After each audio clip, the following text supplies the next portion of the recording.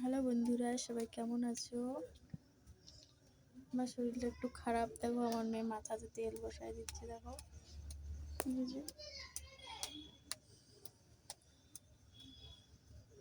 এই যে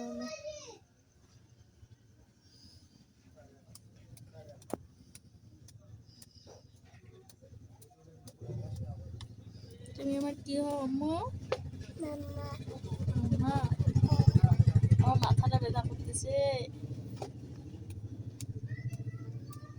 তুমি আমার কি বেটি হও?